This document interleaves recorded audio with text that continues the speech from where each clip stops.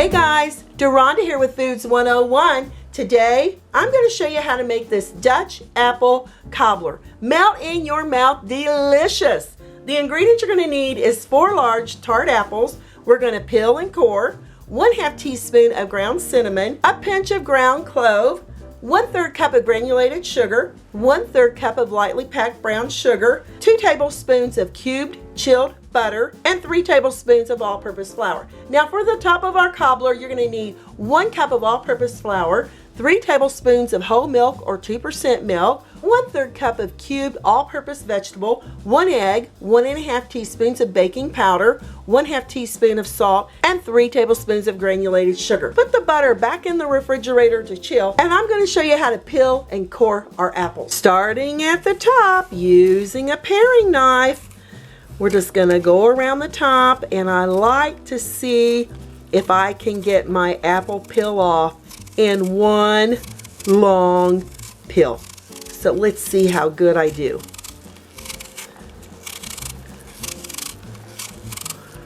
Just lightly keep your knife between your peel of your apple and the apple itself. Okay, it's getting there. And there we go. Almost got to the end. You can go ahead and discard this. With the chef's knife, I like cutting my apples in half. Back with that paring knife, I like to remove the top stem along with the bottom, which there wasn't really anything there. And now we're just gonna be very careful when using a knife. We're just gonna go in, and the core will usually just pop right out. Back with that chef's knife. Be careful when working with the knife. We're gonna go ahead and we're going to cube the apples. I like using medium-sized pieces because when they bake, they're nice and tender, but yet you get a bite of your apple. When you get your apples all peeled, cored, and chopped, we're going to add that 1/3 cup of sugar in a mixing bowl. With that 1/3 cup of brown sugar, we're just going to break it down. Add your flour, your cinnamon, and cloves. Okay, get in here with your hands, or if you want to use a whisk, you can. And next, we're going to add all these apples.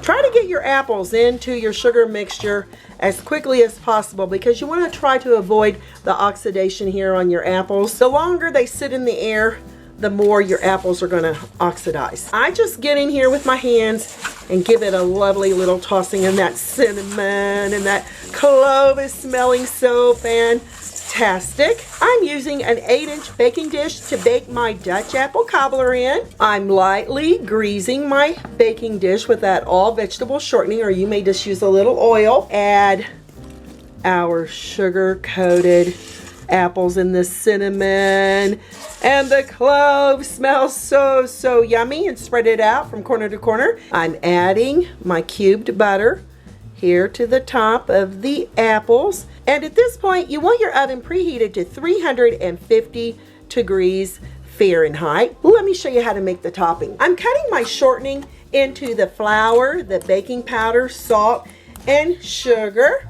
I love using this pastry tool because the goal here is to get the flour and the shortening to look like cornmeal. If you don't have a pastry tool, just use a fork to cut in your shortening to your flour.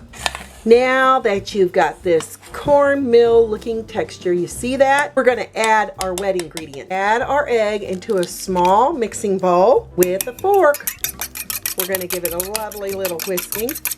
Next, we're going to add those 3 tablespoons of milk, or if you're using whole milk, 2% milk, or almond milk, either one will work. Pour our egg milk mixture into our dry ingredients. With that shortening, we're going to bring the dry ingredients into the wet ingredients until it's just moistened. You want to be sure not to over mix the top of your batter here. When it's looking like this, it's time to add to the top of our apples. Here's our apple mixture, and I can see that cinnamon and those sugars just melting right into those apples. I like using a spoon and just dabbing it right here on top. Yeah, about a tablespoon here and there, about a 1/2 inch apart from each other. This is gonna be scrumptious. Spread it out just a little bit and push that butter right down in there. This is off to that preheated oven on the middle rack for the next 40 minutes or until the top is golden and your apples are bubbly. Use your timer and no peeking. My whole house smells like cinnamon and apples. Look at that Dutch apple cobbler. Smells fantastic, looks beautiful.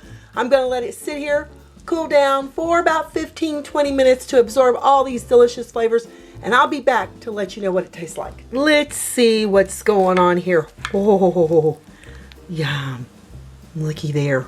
Woo, it's like a dumpling, but this Dutch apple cobbler, still super duper warm. Get us some apples in there, and look how fantastic that is. Let's see what this, oh gosh, that looks lovely, flaky. Get us some apple on there. And here goes. Woo! Look at this cinnamon. It smells so wonderful. It's gonna be nice and warm. Here goes. That top is so light and airy. Those apples have the perfect sweetness, the perfect tartness. A fantastic Dutch apple cobbler. Serve it with ice cream, serve it with whipped cream, serve it with Cool Whip, or just eat all by itself. Just look at those apples. I'm Deronda with Foods 101. Give me thumbs up, leave me a comment, hit that notification bell to be the first to get my new YouTube food videos. Thanks a million for watching, and I'll catch you lovely people later.